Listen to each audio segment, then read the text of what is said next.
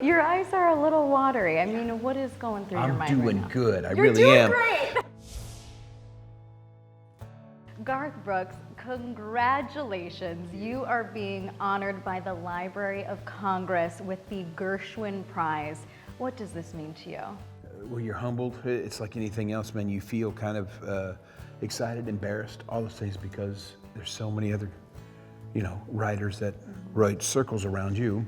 There are writers that I am here because of those writers, and so it's sweet. So as long as they all know that, very proud to accept this on their behalf, and just proud for the songwriting community.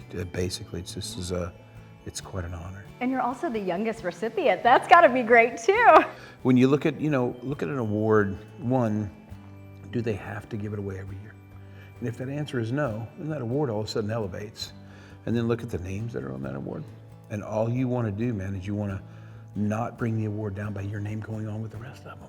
That's what you want to do. So not only what you went through to get here, but what you do in the future represents that as well. So you just proudly take it on, and you hope you never embarrass them. Just really, really sweet that you're honoring the seed of it all, which is songwriting.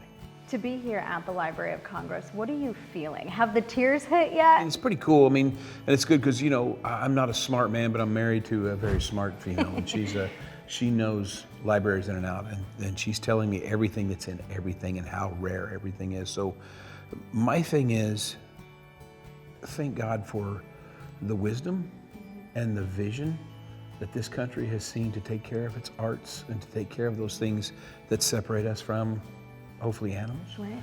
And just really, really proud to be in this hall and to get to be some little part of it. Well, there are some special items here at the Library of Congress that we have pulled out right here.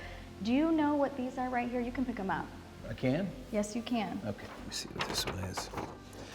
Holy cow, I know this, No Tellin', by Colleen Carroll.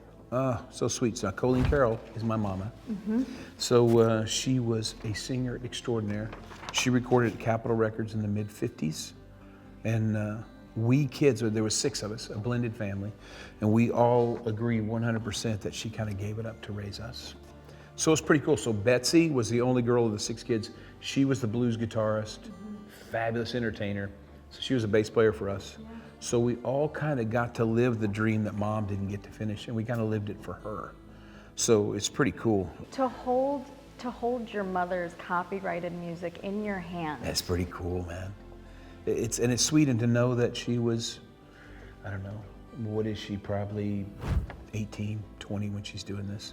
And you think that's how old you were when you started as well. And Mom was the dreamer, Dad was the realist kind of thing.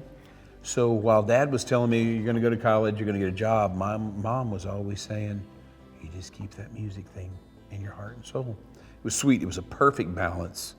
I miss them both very much, but I'm a mama's boy, so seeing my mom's handwriting is very sweet.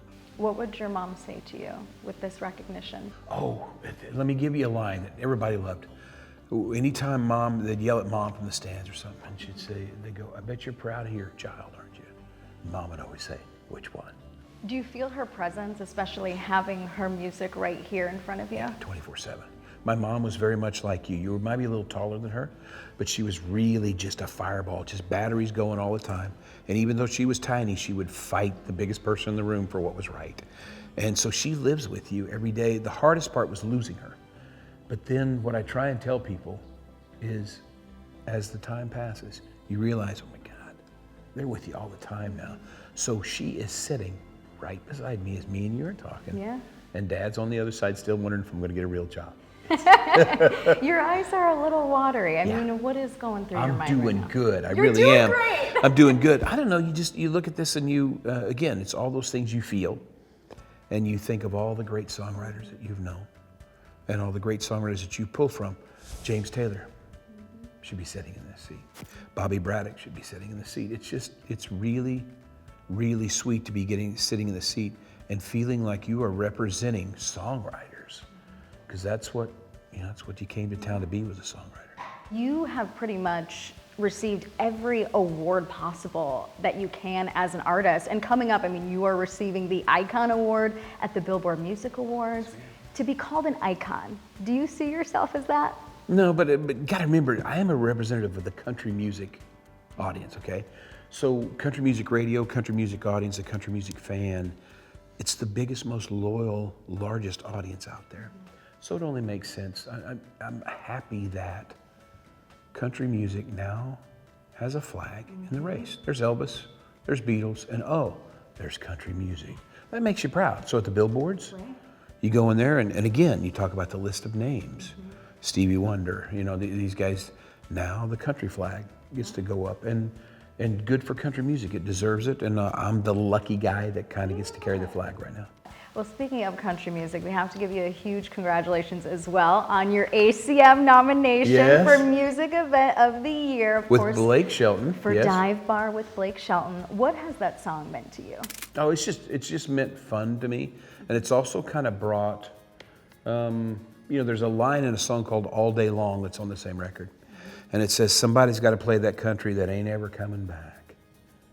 And for 3 minutes on current radio, hear Blake Shelton and Garth Brooks, and you're hearing that country music the way it sounded, and also the way it sounded from our heroes. I mean, his big hero, was George Strait, everybody's is, and then Strait's big hero was Haggard, which is everybody. So I love hearing traces of those guys, and that's purely egotistical that I just said that even. But I love hearing traces of their music on current radio today. Makes me love country music even more. The amount of success that you had with Blake Shelton on that song. Who is the next collaborator? I don't know. I love singing with Trisha Yearwood. I'm just telling you, she kills me.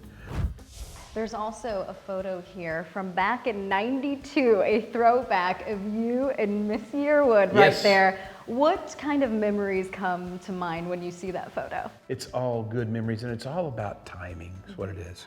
So if me and I fell in love with Miss Yearwood the day I met her. I'd been married 13 months at the time.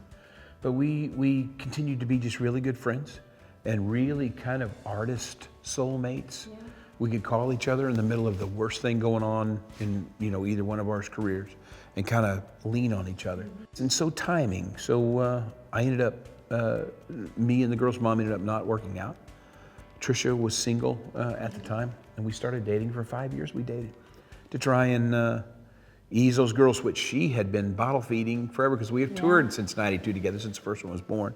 So they knew her, but now they know her as Mama T, and it's I think things work out for a reason, because if we would have got married then, one, I wouldn't have the 3 daughters that I have, which is my pride and joy.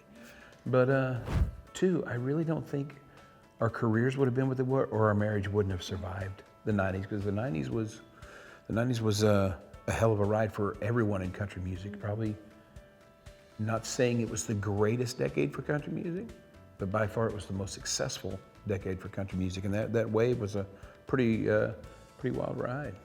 Well, you can tell it's the '90s from this photo with those acid wash jeans. Yes, the Wrangler brush popper that I'm wearing. You betcha, and it's I think it's still one of the old EN10s, the Takamine. So it's pretty easy. You can see the lacers. It's funny how Western wear, like anything else, has its fads. I do love that you keep referring to a lot of things as fun. Yes. Is that one of the reasons why you've named your upcoming album Fun? Yes, it was like, hey, what's the album? Like, well, it's fun, it's stupid. There's a song called Party Girl on there that I'm not even sure you can get away with the lyrics, actually. It's so much fun, and when it comes on and just start, and then there's a song called It's a Hard Way to Make an Easy Living. It's for everybody who's ever played any dive bar on the planet. And so with things like that, that's why it's fun. I know the time frame is always such a tricky question. I mean, your fans are eagerly awaiting this album. Do we have an update? Turned it in February 29th on leap year. Turned it in. Oh, done. Look at that. So it's done and it'll be ready soon. Yeah, so we're hoping this summer, early summer. Well, we know that you are booked and busy. You just started the second year of your 3-year North American Stadium Tour. Yes, ma'am. What do we have to do to get Lizzo on stage with you during this stadium tour, and of course, Trisha Yearwood? Lizzo is too cool for me, first of all. I couldn't carry her shoelaces. My wife is her biggest fan. So my wife went to see her at the Ryman in Nashville. Now the Ryman is the holy place, right? And my wife got tickets through a friend at an agent. And she walked in and she was late and she felt bad. And she really felt bad when they walked her right down to the front row. And she goes, Garth, my hand was on the stage. She took so many pictures. She was a fan. And so I said, I looked at her and said, so how you doing? She goes, feeling good as hell. I love it. She told us that she wants an inflatable butt on her own stage, but she said she wasn't allowed. Trisha Yearwood told no for something she wants on her own stage. I love it. Garth Brooks, it's been a pleasure. Thank you so much. Congratulations. Thank you very, on this very much. Huge Very honor for sweet you. of you. We are so excited. Thank you you. for taking the time to chat with us.